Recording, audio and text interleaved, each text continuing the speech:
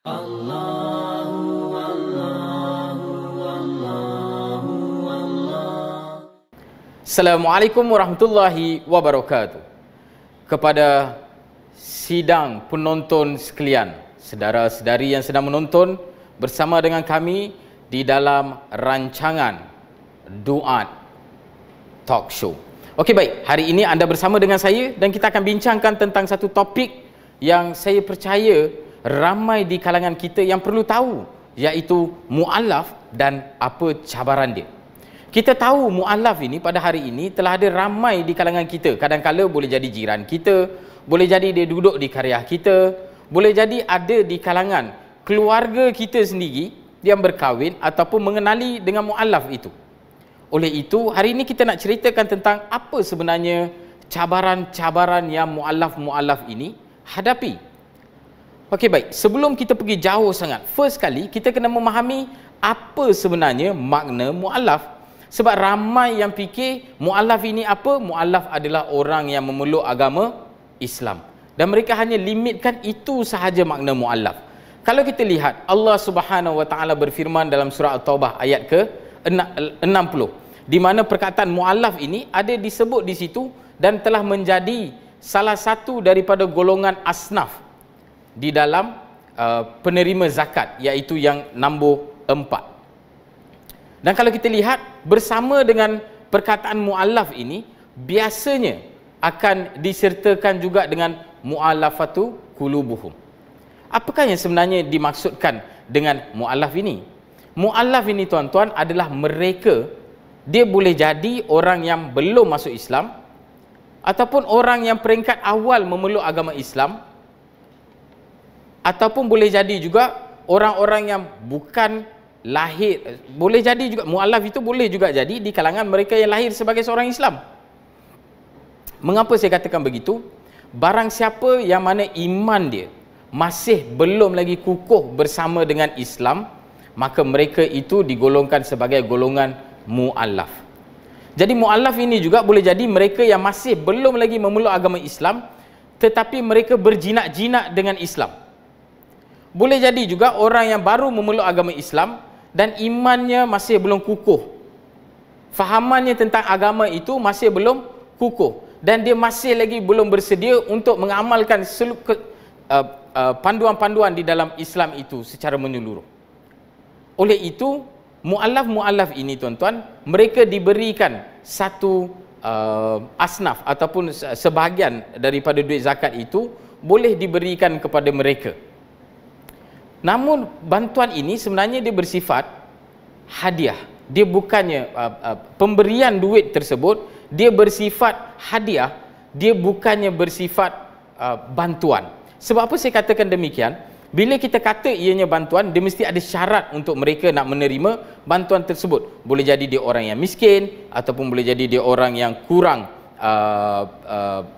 duit dan sebagainya. Tetapi mu'allaf ini, untuk asnaf mu'allaf, sesiapa saja, dia masih boleh jadi kaya, ataupun dia boleh jadi juga orang-orang berada dan sebagainya, tetapi dia masih lagi layak kepada asnaf mu'allaf itu sebab dia berbentuk hadiah untuk nak lembutkan hati orang terhadap Islam.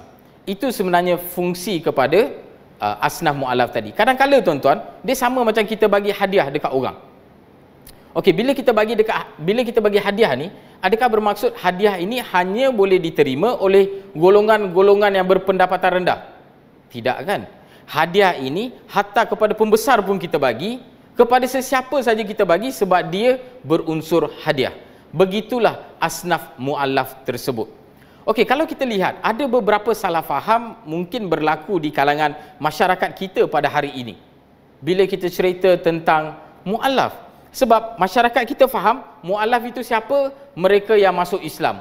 Jadi, tuan-tuan, apabila ada orang yang masuk Islam ni, punya lama dia masuk Islam 20 tahun, 30 tahun, masih lagi dipanggil sebagai mu'allaf. Tuan-tuan, mu'allaf ini bukan mereka yang memeluk agama Islam.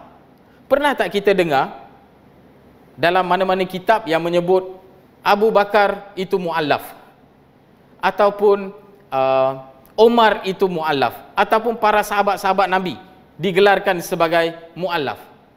Ya, tidak dinafikan walaupun mereka pada asalnya itu merupakan datang dari golongan-golongan mu'allaf, tetapi setelah mereka memahami Islam itu, apabila mereka telah yakin dengan Islam dan mereka mengamalkan Islam, maka mereka bukan lagi tergolong dalam golongan mu'allaf, mereka telah pun menjadi mukallaf. Begitu juga kalau kita lihat dalam kerangka memahami mu'allaf itu, tidaklah bermaksud kalau ada orang masuk Islam itu sampai dia mati dia adalah mu'allaf, tidak.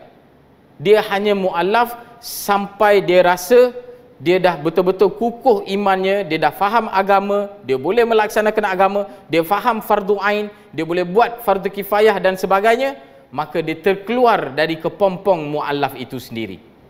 Itu sebenarnya mu'allaf.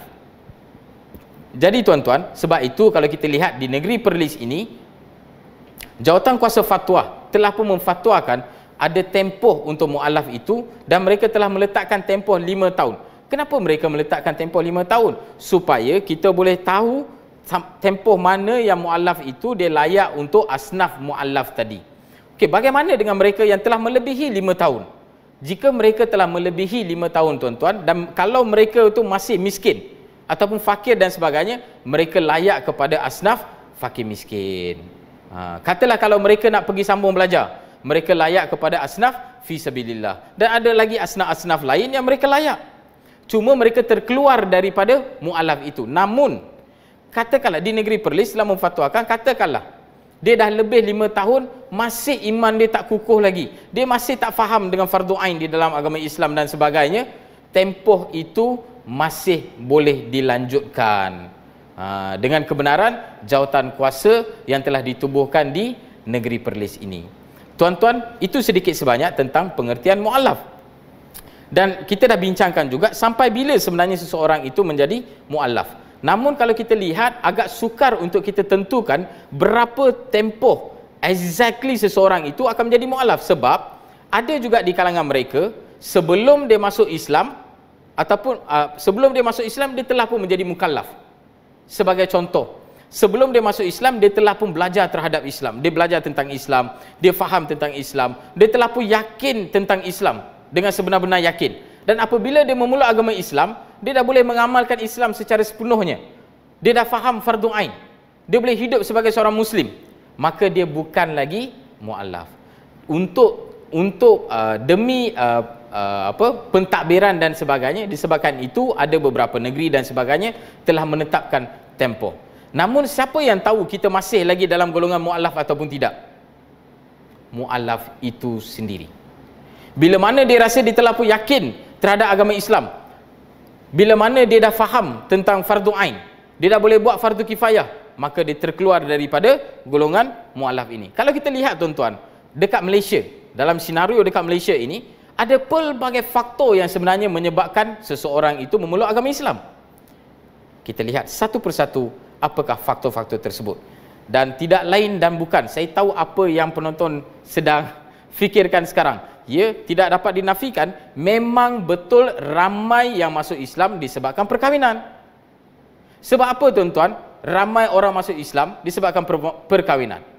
Sebab kalau kita lihat, rata-rata orang Melayu, bukan rata-rata, boleh dikatakan hampir 100% orang Melayu dekat Malaysia ini, mereka adalah orang beragama Islam. Dan siapa bilang gadis Melayu tidak menawan, tuan-tuan? Gadis Melayu sangat menawan. Dan kita tahu, pernah dengar tak pantun tentang cinta? Ni saya nak cerita sikit tentang pantun cinta. Kalau cinta sudah melekat, tai kucing pun rasa coklat.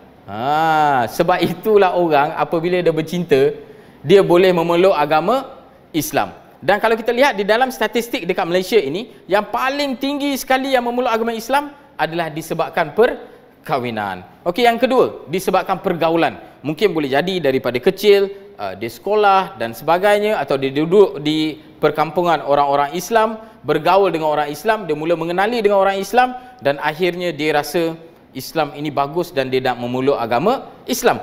Ada juga yang masuk Islam disebabkan kebajikan. Tidak dapat dinafikan, tuan-tuan. Ada pelbagai. Tengok, ada orang dia masuk Islam, contoh, dia tengok orang Islam ni dia sangat bantu-membantu. Dalam Islam dia ada sistem zakat, dan dia mungkin dalam keadaan yang susah. Mungkin dia fikir, kalau dia masuk Islam, dia akan rasa diri dia dan life dia lebih secure. Dan boleh jadi juga, disebabkan dia tengok orang Islam ini selalu membantu dan sebagainya. Tak kala seseorang itu di dalam kesusahan, dia nampak orang yang bantu dia itu adalah orang Islam. Dan boleh jadi menyebabkan dia pun memeluk agama Islam. Allah.